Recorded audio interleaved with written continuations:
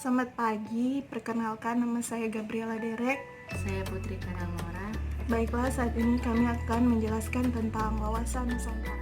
Wawasan Nusantara merupakan cara pandang dan sikap bangsa Indonesia mengenai diri dan bentuk geografinya berdasarkan Pancasila dan Undang-Undang Dasar 1945.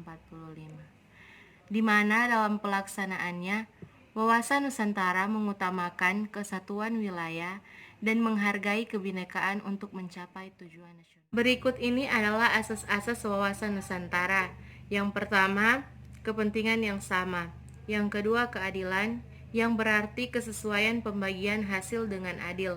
Yang ketiga, kejujuran, yang artinya keberanian berpikir, bertindak, dan berkata sesuai dengan realita, serta ketentuan yang benar, walaupun realita atau kebenaran itu pahit. Yang keempat, solidaritas, yang artinya rasa setia kawan, mau memberi dan berkorban demi orang lain, tanpa meninggalkan ciri dan karakter budaya masing-masing. Yang kelima, kerjasama, di mana adanya koordinasi, saling pengertian yang didasarkan atas kesetaraan demi terciptanya sinergi yang lebih baik. Yang terakhir, kesetiaan terhadap ikrar atau kesepakatan bersama demi terpeliharanya persatuan dan kesatuan dalam kebinekaan, yang merupakan tonggak utama dalam terciptanya persatuan dan kesatuan dalam kebinekaan. Kedudukan, fungsi, dan tujuan. Pertama, kedudukan.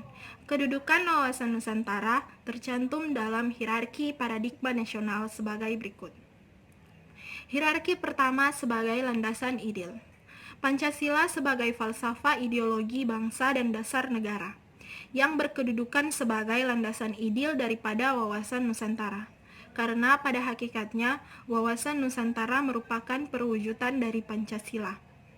Hierarki kedua sebagai landasan konstitusional. UUD 1945 yang merupakan landasan konstitusi dasar negara yang menjadi pedoman pokok dalam kehidupan berbangsa dan bernegara.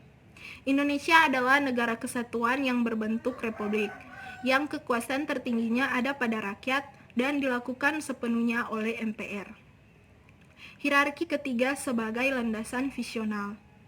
Landasan visional atau tujuan nasional wawasan Nusantara sebagai wawasan nasional bangsa Indonesia merupakan ajaran yang diyakini kebenarannya oleh seluruh rakyat dengan tujuan agar tidak terjadi penyesalan dan penyimpangan dalam rangka mencapai dan mewujudkan cita-cita dan tujuan nasional yang tercantum dalam pembukaan UUD 1945 alinea keempat.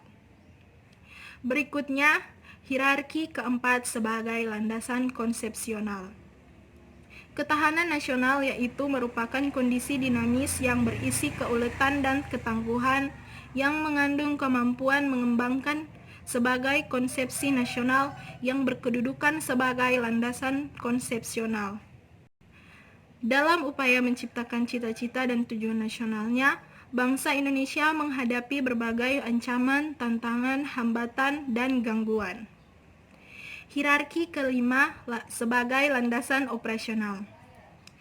GBHN adalah sebagai landasan wawasan operasional dalam wawasan Nusantara yang dikukuhkan dalam MPR.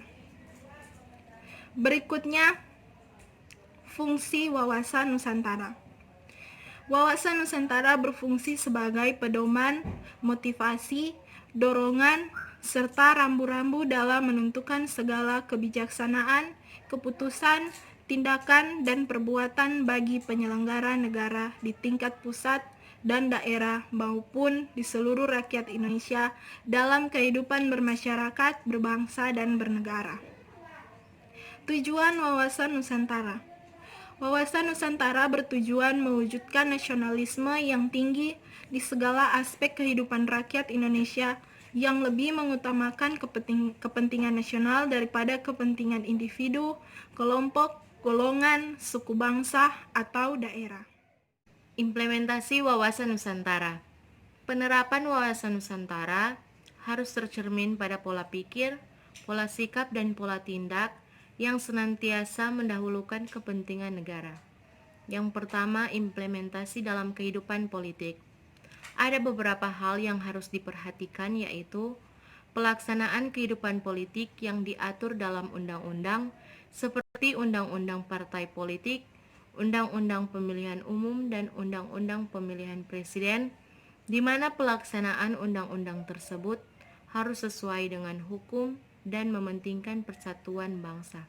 Contohnya, seperti dalam pemilihan presiden, anggota DPR, dan kepala daerah, harus menjalankan prinsip demokratis dan keadilan sehingga tidak menghancurkan persatuan dan kesatuan bangsa. Yang kedua, implementasi dalam kehidupan ekonomi. Wilayah Nusantara mempunyai potensi ekonomi yang tinggi seperti posisi khatulistiwa, wilayah laut yang luas, hutan tropis yang besar, hasil tambang dan minyak yang besar, serta memiliki penduduk dalam jumlah cukup besar. Oleh karena itu, implementasi dalam kehidupan ekonomi harus berorientasi pada sektor pemerintahan, pertanian, dan perindustrian. Yang ketiga, implementasi dalam kehidupan sosial. Mengembangkan kehidupan bangsa yang serasi antara masyarakat yang berbeda dari segi budaya, status sosial, maupun daerah. Contohnya dengan pemerataan pendidikan di semua daerah dan program wajib belajar harus diprioritaskan bagi daerah tertinggal. Yang terakhir, implementasi dalam kehidupan pertahanan keamanan. Membangun TNI profesional merupakan implementasi dalam kehidupan pertahanan keamanan. Kegiatan pembangunan pertahanan dan keamanan harus memberikan kesempatan kepada setiap warga negara untuk berperan aktif, karena kegiatan tersebut merupakan kewajiban setiap warga negara, seperti memelihara lingkungan tempat tinggal, meningkatkan kemampuan disiplin, melaporkan hal-hal yang mengganggu keamanan kepada aparat, dan belajar kemiliteran. Terciptanya keberhasilan implementasi wawasan Nusantara, diperlukan kesadaran warga negara Indonesia untuk pertama, mengerti, memahami, menghayati tentang hak dan kewajiban warga negara serta hubungan warga negara dengan negara sehingga sadar sebagai bangsa Indonesia.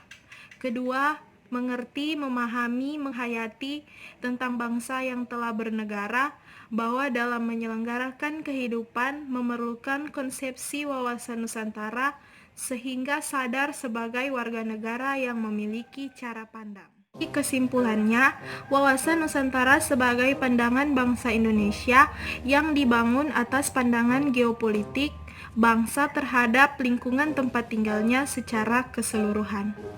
Jadi, wawasan Nusantara berperan penting dalam mewujudkan tujuan bangsa dalam pembangunan nasional. Baiklah, kami telah selesai menjelaskan tentang wawasan Nusantara. Jika ada salah kata dalam video tadi, mohon dimaklumi. Terima kasih.